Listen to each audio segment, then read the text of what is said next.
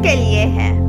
ये बुक उन लोगों के लिए है जो ऐसी जॉब करते हैं जिसमें उनको बहुत क्वेश्चन पूछने पड़ते हैं। ये बुक उन लोगों के लिए भी है जो कि सोशियोलॉजी ऑफ लैंग्वेज में इंटरेस्टेड हैं। ये बुक उन व्यक्तियों के लिए भी है जो अपनी कन्वर्सेशन स्किल इम्प्रूव करना चाहते हैं।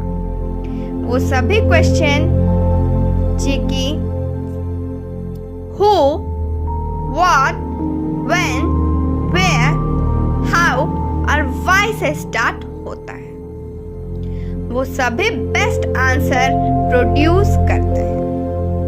अगर आप ये सोचते हैं कि राइट टाइम पर राइट वे में क्वेश्चन आस्क करना सिर्फ इंट्रोगेशन डिपार्टमेंट का काम है, तो शायद आप गलत हैं, क्योंकि हर व्यक्ति को यह मालूम होना चाहिए कि किस तरह सही टाइम पर सही क्वेश्चन पूछकर आप किसी व्यक्ति से जरूरी इंफॉर्मेशन हासिल कर सकते हैं।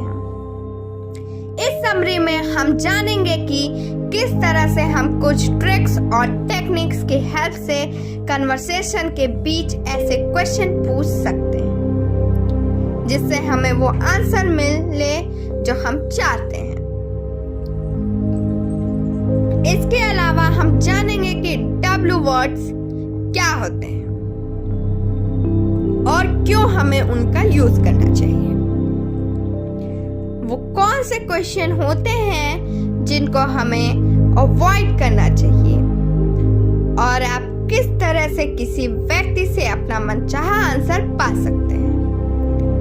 कभी कभी जब आप किसी से कोई क्वेश्चन करते हैं तो वो सिर्फ यस और नो में रिप्लाई देते हैं, तो आपको बहुत फ्रस्ट्रेशन होती है। इसलिए अगर आप चाहते हैं कि सामने वाला व्यक्ति आपको पूरी डिटेल और एनर्जी के साथ रिप्लाई दे, तो आपको अपने क्वेश्चन में 6 मैजिक वर्ड्स इंक्लूड करने की नीड है। वो मैजिक वर्ड्स हैं who, what, when, where, how और why। वो सभी क्वेश्चन जो कि W वर्ड से शुरू होते हैं बहुत ही इफेक्टिव होते हैं और उनका जवाब सिर्फ यस और नो में नहीं दिया जा सकता। आइए अमन और विराट के बीच की कन्वर्सेशन पढ़ के इस बात को समझने की कोशिश करते हैं। Aman, did you go somewhere yesterday? Virat, yes. Aman, where did you go? Virat, the cinema. Aman, but you hate cinema, did not you? Virat, no. Aman, why did you go? Virat, I was on date with Anushka, so we decided to go cinema. ये conversation पढ़कर आपको समझ आ गया होगा कि विराट ने आसानी से कुछ क्वेश्चंस के जवाब में बस यस और नो कह दिया, लेकिन जब क्वेश्चन को W वर्ड के साथ स्टार्ट किया गया तो विराट को ज्यादा इंफॉर्मेशन देनी पड़ी। जब कोई क्वेश्चन W वर्ड से शुरू होता है तो वो सबसे बेस्ट होता है, क्योंकि उसके जवाब में सामने वाला व्यक्ति आपको ज्यादा डिटेल प्रोवाइड करता है। अमन ने जो सबसे खराब क्वेश्चन किया था वो ये था कि but you hate cinema don't you. ऐसा इसलिए क्योंकि इसके रिस्पॉन्स में विराट को डिसएग्री ही करना पड़ता। ऐसी ज्यादातर सिचुएशन में सामने वाला व्यक्ति विराट की तरह डिसएग्री ही करता है, क्योंकि रिस्पॉन्स करने का सबसे आसान तरीका यही होता है कि आप यस और नो में जवाब दें। 4 तरह के बैड क्वेश्चंस भी होते हैं जिसको आपको अवॉइड करना चाहिए। हमने अभी जाना कि कुछ तरह के क्वेश्चन ऐसे होते हैं जिसके रिस्पॉन्स में सामने वाले व्यक्ति को डिटेल के साथ आंसर देना ही पड़ता है, और हमने ये भी जाना कि बाकी तरह के क्वेश्चन लेस इफेक्टिव होते हैं। 4 तरह के बैड क्वेश्चंस भी होते हैं जिनको हमें अवॉइड करना चाहिए। पहला टाइप होता है लीडिंग क्वेश्चंस, दूसरे होते हैं वैग क्वेश्चंस, तीसरे होते हैं नेगेटिव क्वेश्चन और लास्ट टाइप होता है कंपाउंड क्वेश्चन। वैग क्वेश्चन जो होते हैं उनमें फोकस नहीं होता और ऐसे सवालों का जवाब काफी ब्रॉड हो सकता है, इसलिए जब कोई व्यक्ति ऐसे क्वेश्चन का रिप्लाई देता है तो वो ज़्यादा इफेक्टिव नहीं होता। जैसे अगर कोई व्यक्ति आके आपसे क्वेश्चन करे कि what do you think about the modern world, तो ऐसे क्वेश्चन के रिप्लाई में आपको आंसर की कोई लिमिट नहीं पता होगी, क्योंकि इस क्वेश्चन पर कई तरह की चीजें डिस्कस की जाती हैं। इसके बाद आप बात करते हैं नेगेटिव क्वेश्चन की। ये थोड़े कंफ्यूजन करने वाले होते हैं। जब किसी व्यक्ति से नेगेटिव क्वेश्चन किया जाता है तो उस व्यक्ति के लिए जवाब दे पाना थोड़ा हार्ड हो जाता है। कभी नेगेटिव को अपने क्वेश्चन में ऐड करके उसे कॉम्प्लेक्स न बनाएं। इसके बाद बात करते हैं कंपाउंड क्वेश्चन की। जब आपसे कोई व्यक्ति एक ही साथ में 2 क्वेश्चन कर ले तो उसे कंपाउंड क्वेश्चन कहते हैं। जैसे आप इंडियन क्रिकेट टीम के कप्तान हैं और आप प्रेस कॉन्फ्रेंस कर रहे हैं, तो उस कॉन्फ्रेंस के दौरान कोई जर्नलिस्ट आपसे क्वेश्चन करेगी क्या इंडियन टीम अपने वर्ल्ड कप को जीतने में कामयाब होगी, और अगर होती है तो कौन सा प्लेयर वर्ल्ड कप में ट्रम्प कार्ड साबित होगा। ज्यादातर बार ऐसा होता है कि जब किसी से कंपाउंड क्वेश्चन किया जाता है तो रिप्लाई देने वाला व्यक्ति सिर्फ उनमें से एक ही को जवाब दे पाता है, क्योंकि वो क्वेश्चन का दूसरा पार्ट भूल चुका होता है।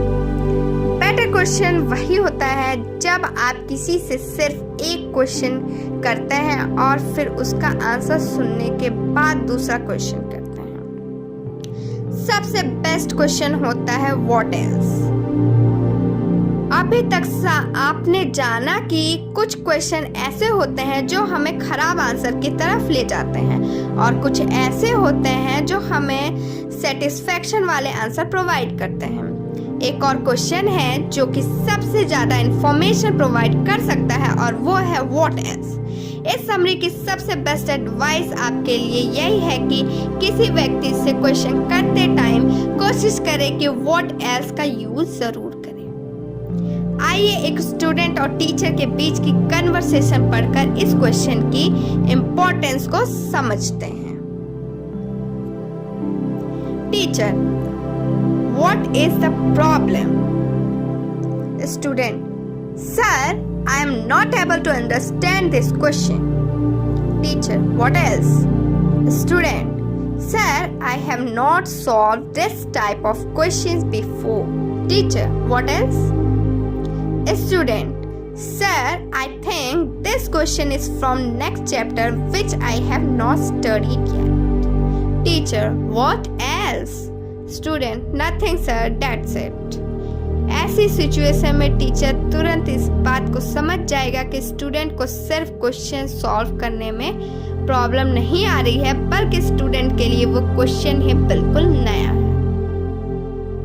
व्हाट एल्स का यूज करके आप किसी भी सिचुएशन में मैक्सिमम इंफॉर्मेशन हासिल कर सकते हैं। इसलिए जब भी आप किसी से क्वेश्चन करें तो कोशिश करें कि इस क्वेश्चन का यूज जरूर करें। अपने क्वेश्चन को रिफ्रेम और रिपीट करें ताकि आप ट्रूथ के पास जा सकें। मान लीजिए आपको अपने फेवरेट क्रिकेट कोच को इंटरव्यू करने का चांस मिला और आपने उनसे पूछने के लिए क्वेश्चन की एक लंबी लिस्ट रेडी कर ली है। आप चाहते हैं कि उस लिस्ट में मौजूद सारे क्वेश्चन के आंसर आपको मिले। सभी क्वेश्चन के आंसर पाने के लिए ये जरूरी नहीं है कि आप जल्दी जल्दी एक क्वेश्चन से दूसरे पर मूव कर जाएं, बल्कि इम्पोर्टेंट ये है कि आप पहले जो क्वेश्चन पूछ रहे हैं उसके बारे में जितने इंफॉर्मेशन हो सके हासिल कर लें, और किसी भी क्वेश्चन में डीप जाने के लिए आपको उसे रिफ्रेम करना आना चाहिए। मान लीजिए आपने कोच से पूछा कि how many players will be playing against England in next world cup के। कोच ने आंसर दिया 11। लेकिन आपको सिर्फ ये नहीं जानना था, बल्कि आप ये जानना चाह रहे थे कि पूरे वर्ल्ड कप में कितने प्लेयर्स इन्वॉल्व रहने वाले हैं। इसके लिए आपको इस क्वेश्चन में और डीप जाना होगा। आपको नेक्स्ट क्वेश्चन करना होगा कि how many hotel rooms you have booked. Coach का जवाब हो सकता है 25 for the squad and 10 for coaching staff. इससे आपको पता चल जाएगा कि वर्ल्ड कप में कुल 25 प्लेयर्स जाने वाले हैं। आपने नोटिस किया होगा कि आपके इनिशियल क्वेश्चन से आपको वो इंफॉर्मेशन नहीं मिली जो आप चाहते थे। कभी कभी आपको ट्रुथ को जानने के लिए सेम इंफॉर्मेशन 2 बार भी पूछ लेनी चाहिए। रिस्पॉन्स करने वाले व्यक्ति के मोटिव और पॉइंट ऑफ व्यू को जरूर कंसीडर करें। हमेशा इस बात को याद रखिए कि कन्वर्सेशन 2 लोगों के बीच होती है, इसलिए जरूरी है कि आप सामने वाले व्यक्ति से पॉइंट ऑफ व्यू को समझें और उसके मोटिव को जानने की कोशिश करें। क्योंकि जब कोई व्यक्ति आपके किसी क्वेश्चन का जवाब देता है या फिर जवाब देने से मना कर देता है, तो उसके पीछे उसका अपना मोटिव होता है। जैसे मान लीजिए किसी सोल्जर को किसी दूसरे देश ने पकड़ लिया है और अब वो लोग उस सोल्जर से सारी इंफॉर्मेशन निकलवाना चाह रहे हैं, लेकिन सोल्जर किसी भी क्वेश्चन का जवाब नहीं देगा, क्योंकि उसको ये बात पता है कि अगर वो जवाब देता है तो शायद उसकी वजह से उसकी फैमिली और उसके दोस्त प्रॉब्लम में पड़ सकते हैं। एक और जरूरी चीज जो आपको कंसिडर करनी चाहिए वो ये है कि आपके सामने वाले व्यक्ति की पर्सनैलिटी कैसी है। जैसे कुछ व्यक्ति ऐसे होते हैं जो खुल के सबके सामने बात करना पसंद नहीं करते, वहीं दूसरी तरफ कुछ ऐसे व्यक्ति भी होते हैं जिनको दूसरों के साथ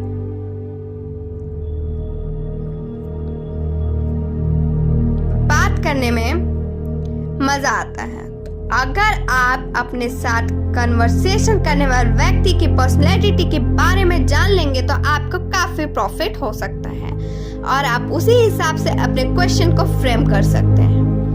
कुछ लोग ऐसे भी होते हैं जो फैक्ट्स को पर्सनल ओपिनियन के तौर पर हमारे सामने रखते हैं। पॉलिटिशियन में ये क्वालिटी देखने को मिलती है। जब आप किसी पॉलिटिशियन से कोई क्वेश्चन करते हैं तो वो उसका आंसर इस तरह से फ्रेम कर देते हैं जैसे कि वो कोई फैक्ट हो। कुछ तरह के लोग होते हैं जिनको बात छुपाने में ज्यादा प्रॉफिट नजर आता है। ऐसे लोग को इवेडर्स कहते हैं।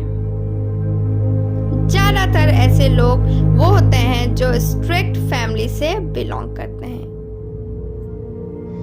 आपका प्रोफेशन इस बात को इन्फ्लुएंस करता है कि आप सामने वाले व्यक्ति से किस तरह के क्वेश्चन पूछते हैं। जैसा कि हमने जाना, जब कोई व्यक्ति आंसर देता है तो उसके पीछे उसका अपना कुछ मोटिव होता है। उसी प्रकार क्वेश्चन करने वाले व्यक्ति के पास भी क्वेश्चन करने के लिए कोई न कोई मोटिव होता है और उसका मोटिव ही डिसाइड करता है कि वो सबसे पहले किस तरह का क्वेश्चन पूछेगा। कई बार आप लोगों के प्रोफेशन को देखकर भी ये अंदाजा लगा सकते हैं कि वो किस तरह का क्वेश्चन पूछ सकता है। बात करें टीचर्स की तो वो लोग अपने स्टूडेंट से हमेशा ऐसे क्वेश्चन पूछते हैं जो कि स्टूडेंट को सोचने पर मजबूर कर दे। मान लीजिए कोई टीचर अपने स्टूडेंट से क्वेश्चन करते हैं कि दिल्ली की पॉपुलेशन कितनी है और उसी के साथ दूसरा क्वेश्चन भी करते हैं कि दिल्ली में रहना क्यों आजकल हेल्थ के लिए अच्छा नहीं है।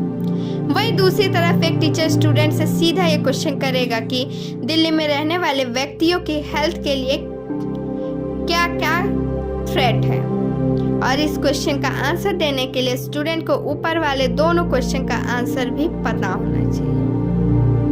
इसके साथ स्टूडेंट्स को अपने आंसर का फ्रेम करने के लिए एक्स्ट्रा थिंक भी करना पड़ेगा। बात करते हैं मेडिकल प्रोफेशनल वाले लोगों की। उनका क्वेश्चन उनके रोल के अकॉर्डिंग वेरी करता है। अमेरिका में हेल्थ इमरजेंसी के टाइम 2 तरह के नंबर्स पर कॉल किया जा सकता है।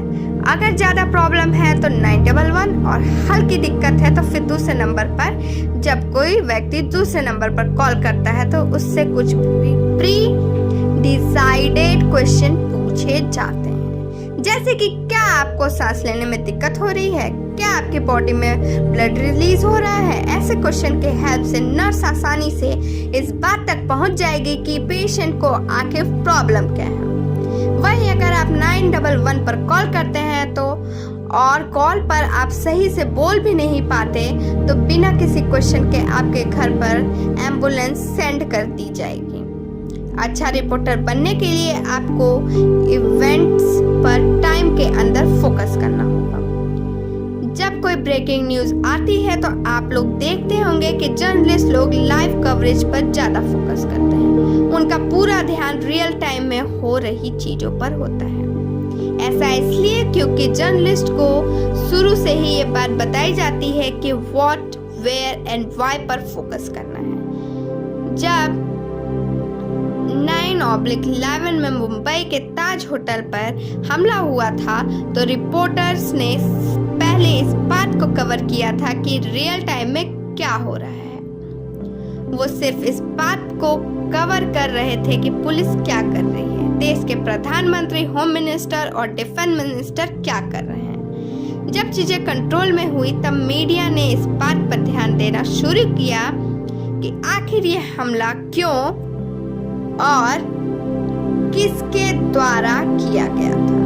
जब कोई लाइव इवेंट होता है तो लोगों को फोकस व्हाट और वेयर क्वेश्चन पर सबसे ज्यादा होता है और जब उन्हें इसका आंसर मिल जाता है तो फिर वो लोग व्हाई पर शिफ्ट होते हैं।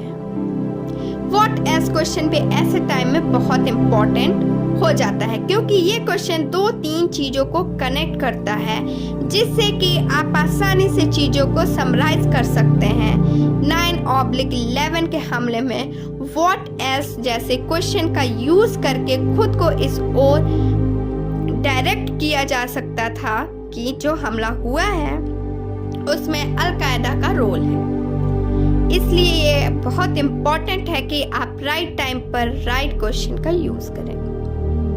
सारांश, व्हाट, वेयर, व्हाई जैसे W वर्ड से शुरू होने वाले क्वेश्चन का यूज करके आप किसी व्यक्ति से ज्यादा इंफॉर्मेशन निकलवा सकते हैं।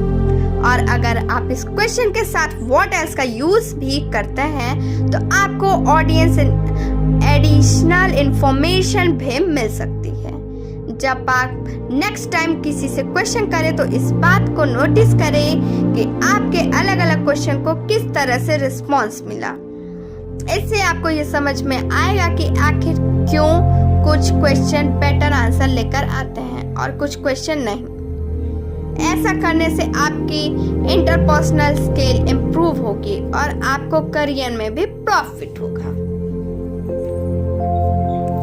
आज के लिए बस इतना ही। Thank you, bye bye, take care.